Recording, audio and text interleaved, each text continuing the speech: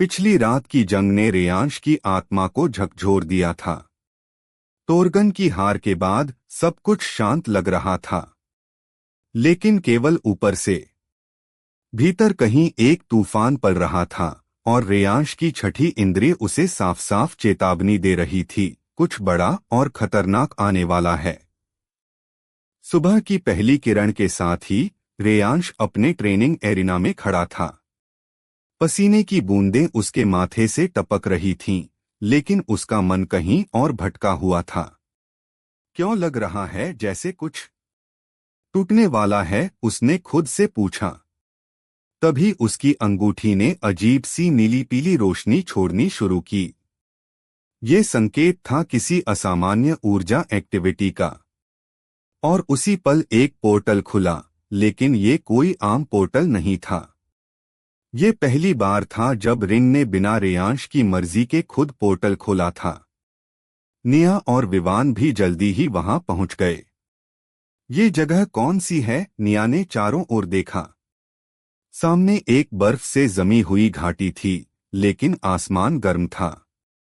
मौसम के ये उल्टे संकेत परेशान कर रहे थे। यहाँ का समय जैसे धीमा चल रहा है, विवान ने ध्यान से कहा। अचानक एक रहस्यमय महिला सामने आई। उसका चेहरा आधा ढका हुआ था और उसके शरीर से अलग अलग एलिमेंट्स की तरंगें निकल रही थीं। मैं एलियारा हूं, उसने कहा, और मैं एक वॉचर हूं। वॉचर क्रेयाश ने पूछा। हम वो हैं जो एलिमेंटल वॉरियर्स के रास्तों को संतुलन में रखते हैं। लेकिन तुम्हारा संतुलन टूट रहा है, रेयाश। तुम्हारे अंदर शक्ति बहुत तेजी से बढ़ रही है, लेकिन तुम्हारी भावना अस्थिर है। रेयांश चौंका। पहली बार कोई उसकी आंतरिक उथल पुथल को इतने साफ शब्दों में समझ पाया था। एलियारा ने एक चेतावनी दी, बहुत जल्द एक फ्यूजन ब्लिंक होने वाला है जो एक समयभ्रष्ट द्वार को खोलेगा। अगर तुम तैयार नहीं हुए तो वो द्वार तुम्हें निगल जाएगा। तभी निया को एक दर्दनाक सिग्नल मिला। उनकी पुरानी यूनिट जहां वह पहले काम करती थीं, वहां हमला हुआ था। और हमला किसी और ने नहीं बल्कि एक डुप्लीकेट रेयांश ने किया था। ये कैसे हो सकता है? विवान चीख पड़ा। रेयांश यहाँ है तो वहां कौन? डुप्लीकेट्स आ चुके हैं, एलियारा ने कहा। ये केवल शुरुआत है। रेयांश के चेहरे पर गंभीरता थी।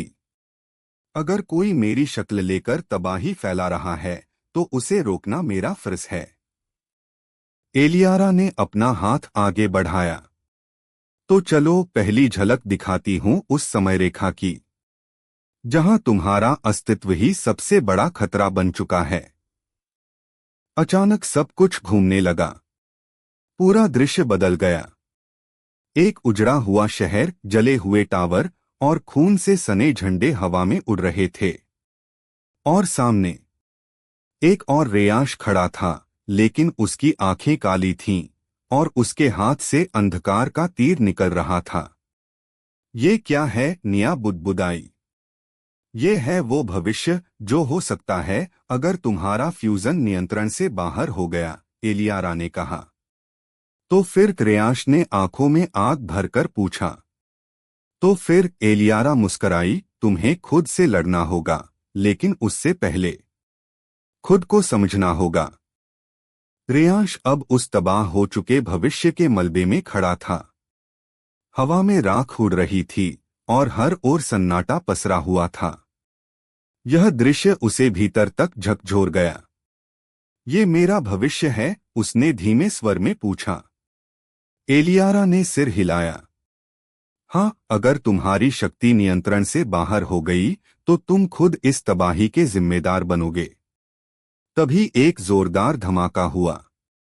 जमीन कांप गई और मलबे के बीच से एक छाया निकली, वही डुप्लीकेट रेयांश, लेकिन इस बार उसकी आंखें पूरी तरह लाल थीं और उसके शरीर से काले बिजली जैसे शॉक्स निकल रहे थे। क्यों आया है फिर से, रेयांश? उसने घातक स्वर में कहा। तुम्हें क्या लगता है तुम इस सब को बदल सकते हो?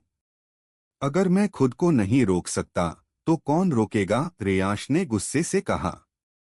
दोनों के बीच हवा कांपने लगी।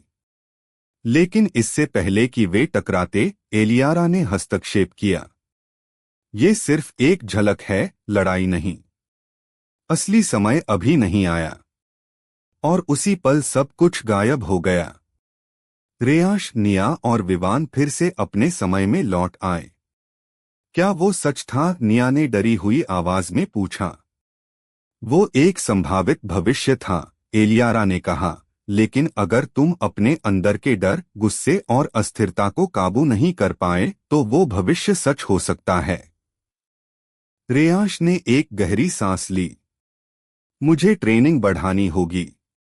मैं अब सिर्फ ताकतवर नहीं, समझदार भी बनना चाहता हूं। तब शुरुआत करते हैं, एलियारा ने कहा। मैं तुम्हें एक ऐसी जगह ले जाऊंगी जहां समय अलग चलता है। वहां 1 घंटा यहाँ के 10 दिन के बराबर होगा।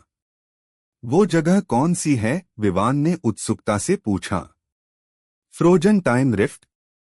वहां तुम न सिर्फ अपनी शक्तियों को समझोगे, बल्कि एक खास एलिमेंट, टाइम एलिमेंट को छू पाओगे, एलियारा ने रहस्य से कहा। अगले ही पल एक और पोर्टल खुला और तीनों उसमें समा गए। Frozen time rift. कुछ क्षण बाद ये जगह किसी और ही आयाम की लग रही थी। हर चीज जैसे धीमी चल रही हो, लेकिन चेतना तेज हो गई थी। आसमान सिल्वर था और जमीन पर टाइम क्रिस्टल्स जमी हुई थीं। यही तुम्हें टाइम एलिमेंट से जुड़ना है, एलियारा ने कहा। रेयांश ने जैसे ही क्रिस्टल को छुआ, एक जोरदार झटका लगा। उसकी आंखों के सामने उसकी खुद की यादें, फ्यूजन मोमेंट्स और हर फैसला घूमने लगे। तभी उसकी आंखों के सामने एक और चेहरा उभरा, सेरॉन, जो आगे की कहानी में एक घातक टाइम वॉरियर होगा और जो टाइम एलिमेंट का मास्टर बन चुका है। कौन है ये, रेयांश ने पूछा। तुम्हारा भविष्य का सबसे बड़ा विरोधी, एलियारा ने कहा। अगर तुम टाइम एलिमेंट को नहीं समझे तो सेरॉन तुम्हारे सारे भविष्य को मिटा सकता है। तो क्या अब से हमारी ट्रेनिंग इसी टाइम रिफ्ट में होगी, निया ने पूछा। हाँ, एलियारा ने कहा, लेकिन ध्यान रखना, यहाँ हर फैसला तुम्हारे असली भविष्य को बदल सकता है। यह सिर्फ ट्रेनिंग नहीं, एक मानसिक युद्ध भी है। रेयांश ने अपनी मुट्ठी भींची और आंखें बंद कर लीं। अब वो पहले से कहीं ज्यादा तैयार था, लेकिन राह कठिन थी। क्या रेयांश टाइम एलिमेंट की शक्ति को संभाल पाएगा? क्या वो डुप्लीकेट और सेरॉन के खतरे से अपने भविष्य को बचा पाएगा? जानिए अगले एपिसोड में। अगर आपको यह एपिसोड पसंद आया हो तो जरूर शेयर करें और अगले भाग के लिए जुड़े रहें।